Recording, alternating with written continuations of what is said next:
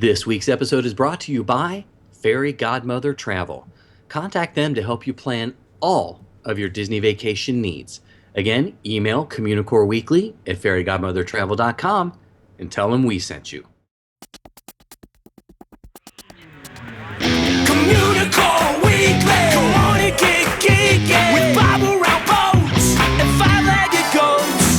Communicore Weekly, you might get some freaking. You waited all week, I'm sure you already know this. Greatest online show.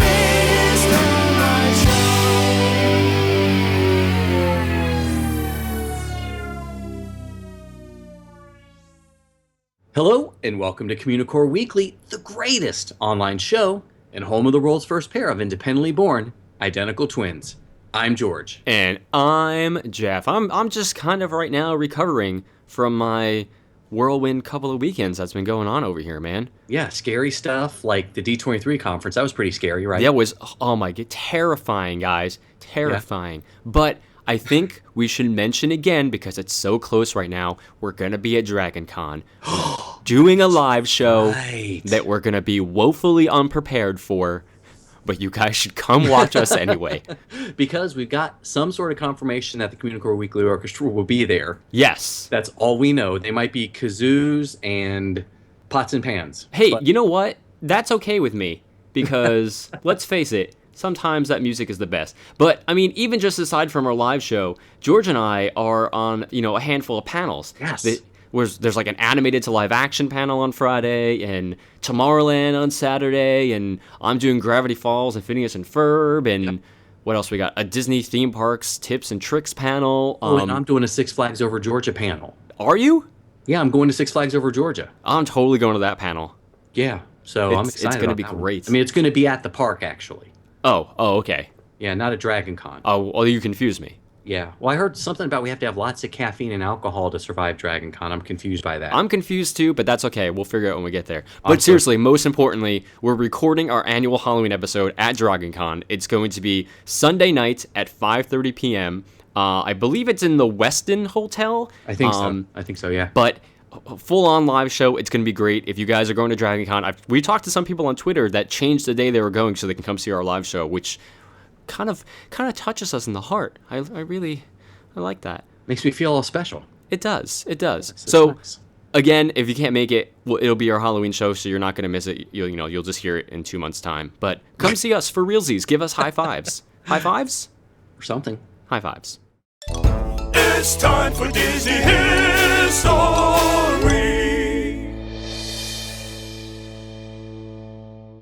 Legend has it, in the mystical land of Pradin, that there was once a king so cruel and so evil that even the gods feared him.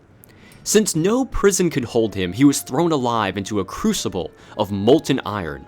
There, his demonic spirit was captured in the form of a great Black Cauldron. For uncounted centuries, the Black Cauldron lay hidden, waiting, while evil men searched for it, knowing whoever possessed it would have the power to resurrect an army of deathless warriors, and with them, rule the world. Wait a minute, this sounds scary. Kind of, actually. Sorry, George. I don't know if I want to finish this one. Okay, so, if you ask anyone what their favorite animated Disney film is, and you'll get the usual suspects. Snow White, Beauty and the Beast, The Little Mermaid, The Lion King, and so on and so on. But there's one film that's often forgotten, or kind of purposefully left out of the Walt Disney Company's long list of films, mostly because of its long list of problems, and the fact that it's almost single-handedly killed Disney animation. But there is a core group of people, us included, that do enjoy the film for what it was and are extremely interested in the story behind it, and that film is none other than The Black Cauldron. Like most Disney films, The Black Cauldron was based on another story, but with a slight Disney spin on it. The film began as a book series called The Chronicles of Pradin by Lloyd Alexander. And the books were optioned by the company in 1971, and throughout that entire decade of the 70s, the books were kind of used as a means to recruit prospective animators to the company to work on the film. And at the time, it was viewed as the kind of the modern day Snow White, something in which a new generation of animators would create a new masterpiece and live on as an animation classic. So, but during the 1970s, Ron Miller, who was Walt's son-in-law and the studio chief, felt that the animators were not quite ready to take on the film. He kept delaying production of The Black Cauldron. Eventually, Don Bluth, who was their star animator, got frustrated with all the delays and left the company in 1979, taking 13 other animators with him. To fill in the gap, some of the old guard came in, along with some new recruits from CalArts, such as John Lasseter and Tim Burton. Never heard of them. No, never. Who are they? So in 1981, Disney finally moved forward with The Black Cauldron. And initial reports suggested it may been because Bluth's first film away from Disney, The Secret of NIMH, was going into production. And on top of that, Disney was kind of stepping out of their usual bounds a little bit. They were trying to lure all those bored teenagers in with this new film. So they decided on a decidedly darker tone. And it was a major gamble, but they forged ahead with this darker swords and sorcery epic film. The name of the film came from the book series' actual second book. The plot itself came from elements from the first two books and combined them into one really big story. And on top of that, the major villain, the Horned King, was actually a very minor villain that is killed off in the first book, but he was given a starring role in the film. And why did they pick him as the villain? Well, Joe Hale, who was the producer of the film, explained that, quote, "We thought that the Horned King would make a good animation character mainly because he had horns sticking out of his head," end quote. Sounds like a good enough reason to me. Perfect. Corporate decision making. Wonderful. So the Horned King is chasing the Black Cauldron to raise an army of the Cauldron-born, which are basically zombies by today's standards. And though most of Disney films are adapted from fairy tales or books, they do take certain liberties with how they tell the stories to make them better for the screen. And when the Black Cauldron was made, they took, slightly fewer liberties. They just jumbled some elements together from all the different books, and this may have given it this very chaotic feel when it finally appeared on screen. But, going back to Disney trying to harken back to their golden days of animation, they planned on a few gimmicks to try to make the film successful. They really wanted it to be a grand work of animation, one that would live on for years. So, for starters, they decided it would be the first Disney film actually filmed in 70mm widescreen since Sleeping Beauty. It also boasted a 6-track Dolby soundtrack and the first computer animation ever in a Disney film. Hang on now. Let's get a little bit crazier. Uh-oh. This is where things get a little nuts, okay? They also planned on a Cauldron-born sequence that would have projected holographic Deathless Swordsman right into movie theaters. Wow. That's insane.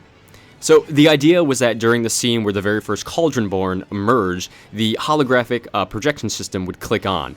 And on the screen, this undead warrior would emerge in 3 dimensions and appear to emerge over the audience's heads.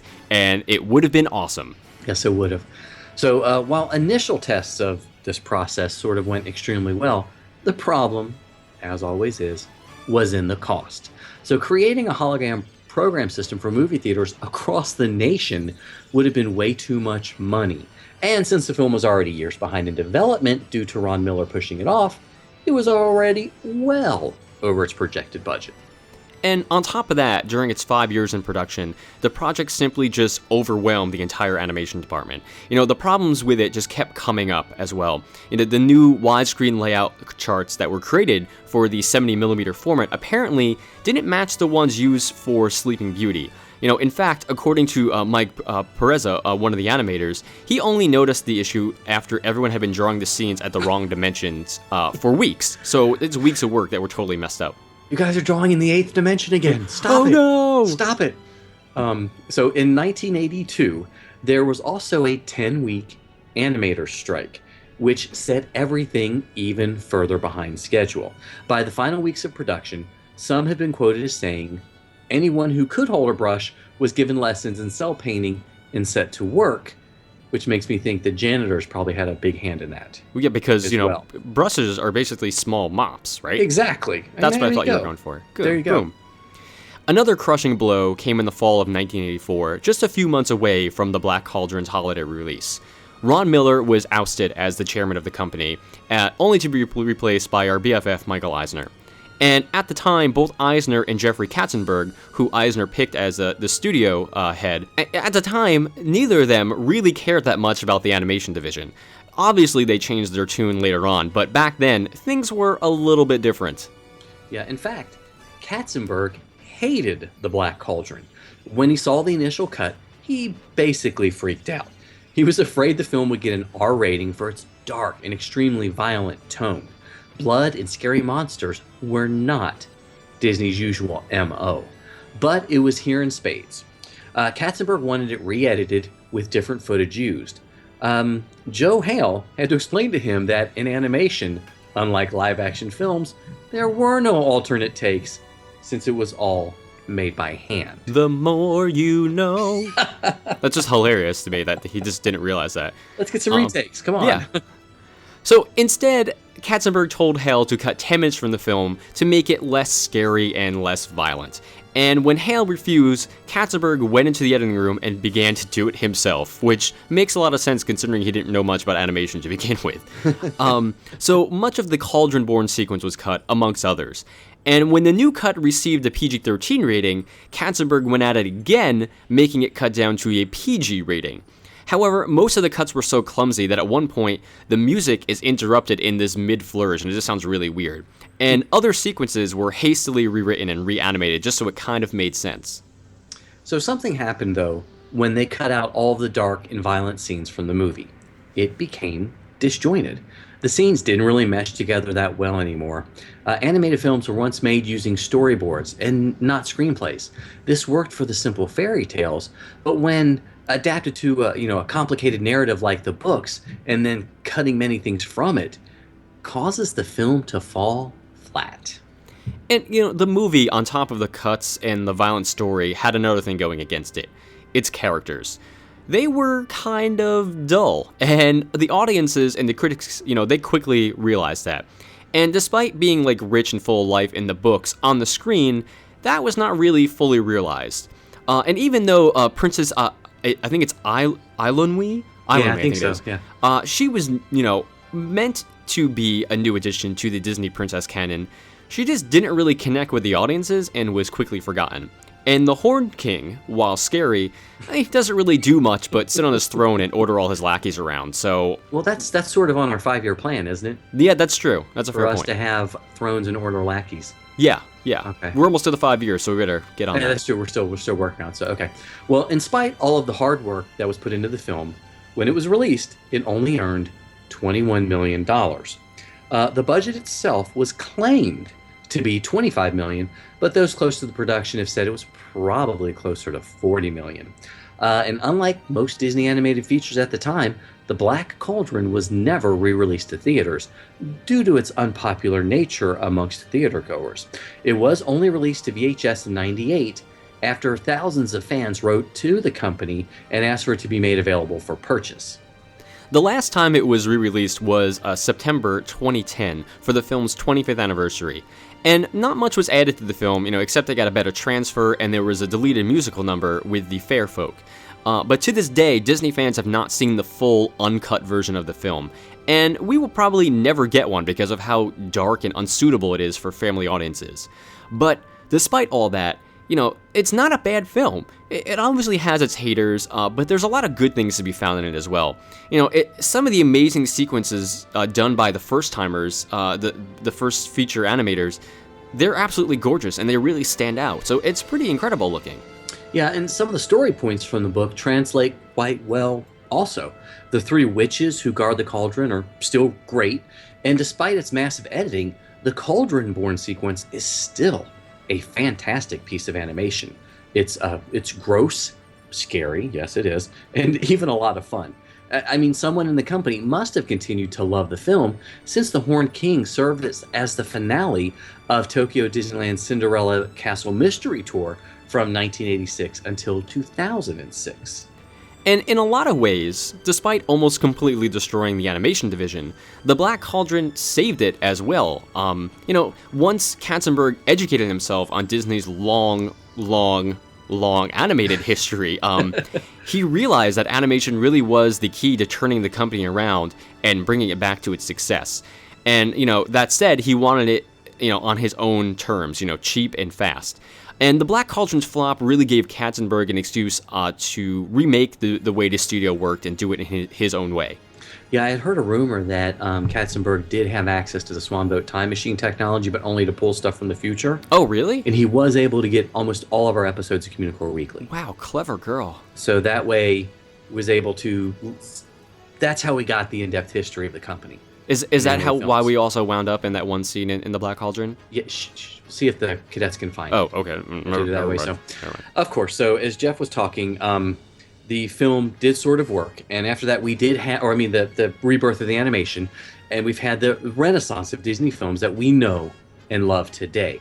And if it wasn't for Disney's 25th animated feature, The Black Cauldron, we would have never gotten any of them. Despite all of its flaws, The Black Cauldron was truly ahead of its time. It may not be perfect, but it's still a good film. And if you haven't seen it yet, do yourself a favor and finally check it out. Word. Check it out. Definitely.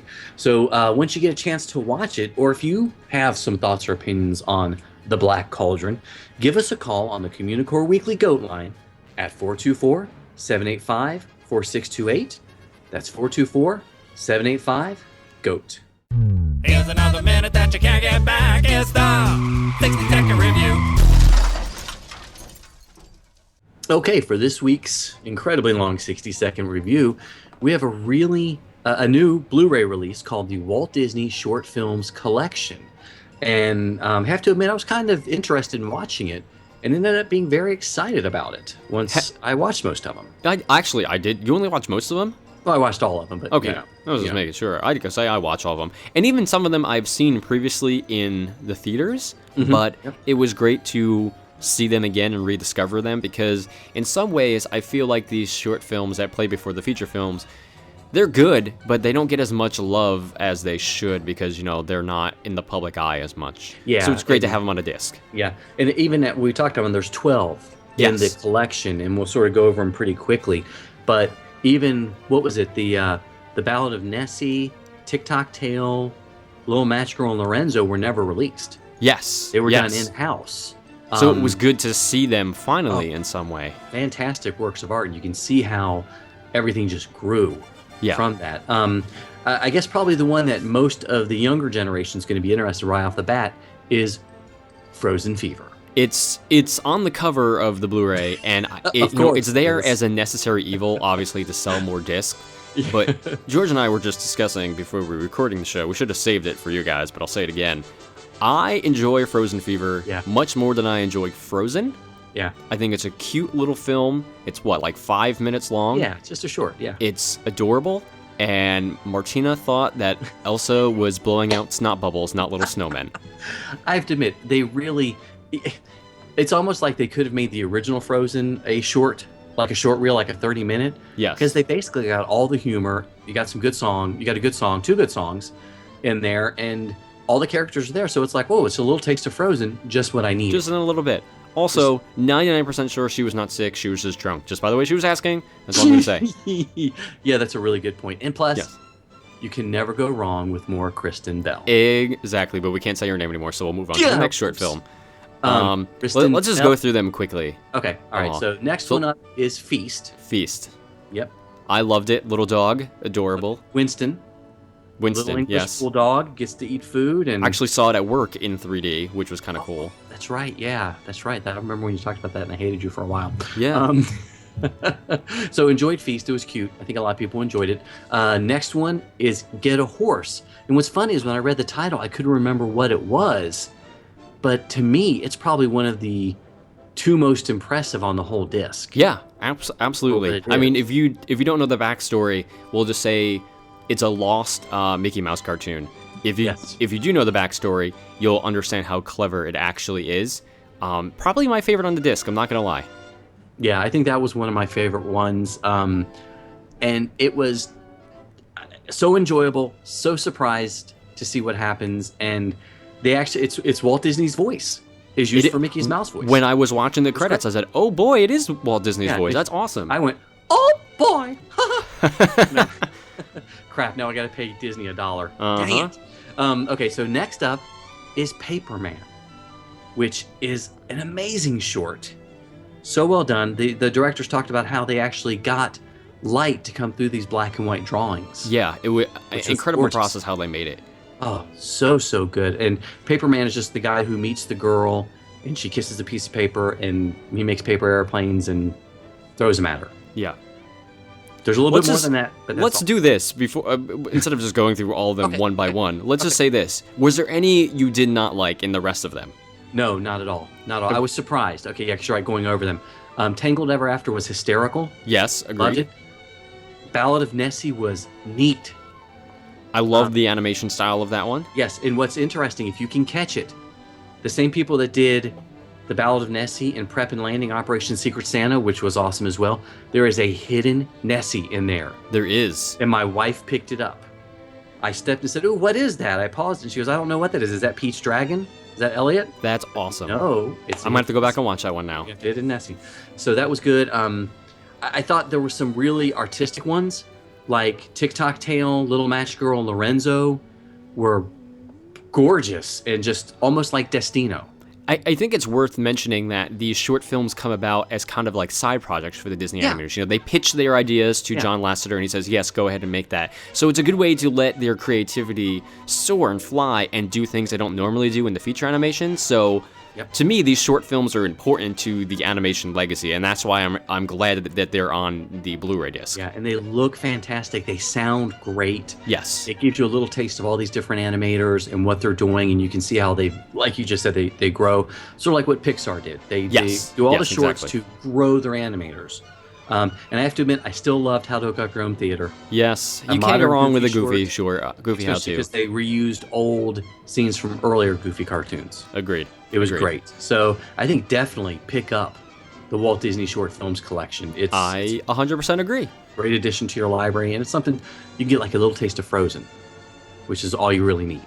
Or, you know, little Frozen snot boogers. I mean, either one. They were so cute. They really whatever were. you consider them, it's fine. It's fine. So yes, definitely get this Blu-ray. Yeah.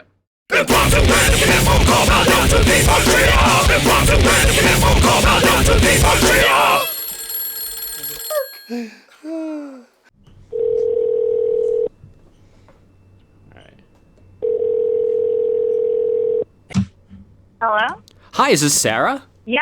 Hey, Sarah. This is Jeff and George from Communicore Weekly. What the heck? Hi. How are you? Should never have given us your telephone number. That's what happens. Sarah, would you like to play Impromptu Random Cadet Cell Phone Disney Theme Park Trivia? Yes. That is the best answer we could have hoped for. Because I would have been like, no, I'm too nervous now. Just to remind you of the rules, we're going to ask you 3 questions. Easy, medium, and hard. And you get all 3 of them right, we will send you an awesome prize. Yes. I'm ready for this. All right. Here we go. We're going to go with the easy question first. You ready? Yeah. Okay. Yeah. What type of creature is hiding in Expedition Everest? A Yeti. Ding, correct. You See, got I would have gone with a tea monster. Yes. a tea monster. I would have also accepted a disco queen. A disco queen. Yes, a broken disco It's queen. actually Donna Summers in there. Yes. Oh, that might be the best thing I've heard all day. All right, the Wow. medium question. Here we go. What attraction at the Magic Kingdom in Walt Disney World was the very first to be run by a computer? crap. Ooh. Well, I could go lots of different ways with It that. can. I can give you a hint if you'd like. Yeah. It's Yeah, I in want- Tomorrowland. Oh. It's in Tomorrowland? It's in Tomorrowland. What's it? Space Mountain? Correct! Yes! Okay. Yeah. That's You new were so version. unsure that I had to new give it to you version. anyway. It was like Space Mountain. It's like, Space yes, Mountain she's- People Mover! She's gone up 4 octaves, ladies and gentlemen. So, All right, this final one. Now, the hard questions are pretty hard, and you have to be a pretty crazy Disney fan to really get them, but I don't know. Great. Maybe you will. Okay. All right. It's no longer there anymore, but when it was there, how tall was the Sorcerer Mickey hat that I hated that was located in Disney Hollywood Studios? Oh God. See, my answer would have been Oh. it was too tall because you could see it. Okay. Well, we know it's not 199 feet. Was it? Wait. Okay. I know it's like in the hundreds, right? It is in the hundreds. Okay. 120 something. You know what? I'm going to give it to you. 122. Wait, what? 122. Wow. Oh my gosh. Congratulations. I'm Thank actually you. surprised. That was pretty impressive. I'm not. She's a I am- cadet. Cadets are brilliant. Tough but Yeah. fair. Oh my Tough but God. fair. Cadets are brilliant.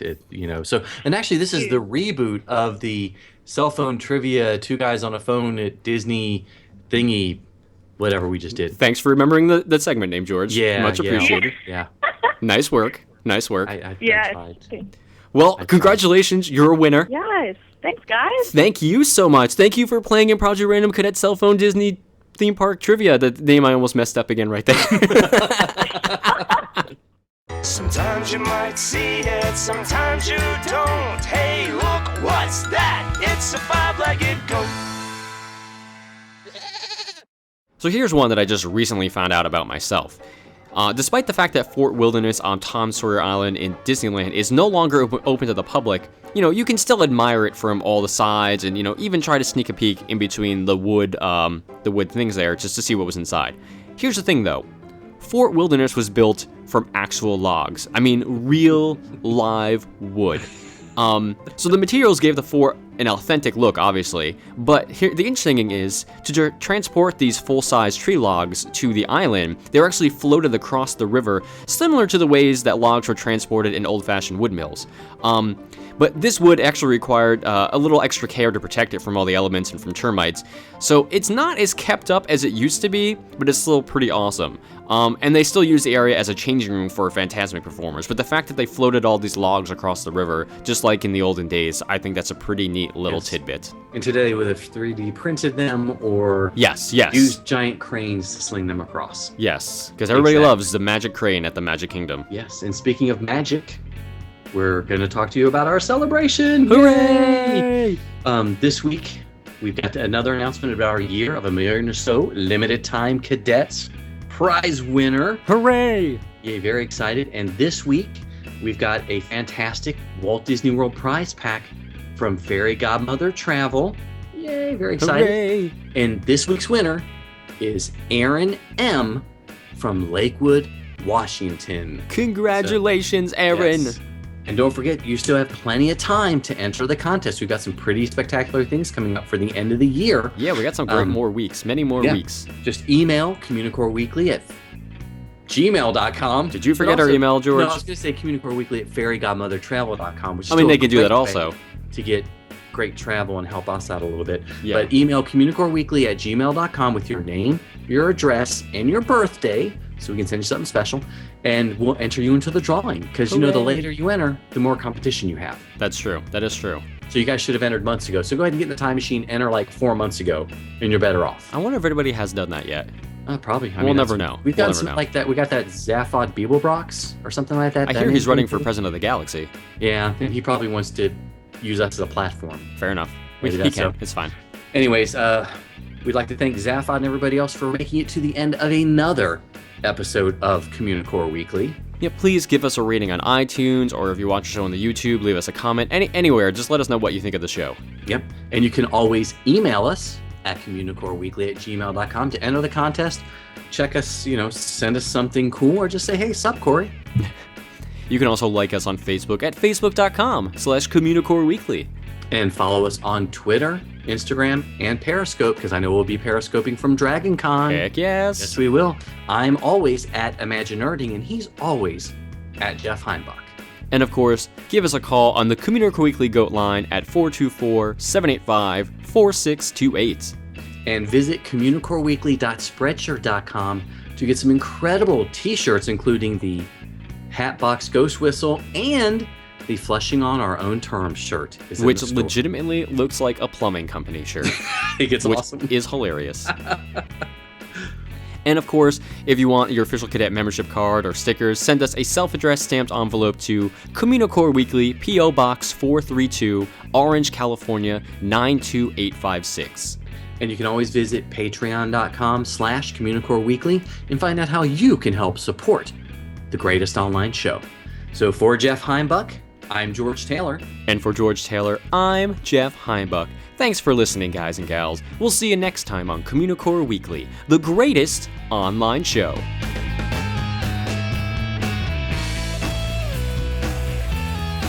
Leave us.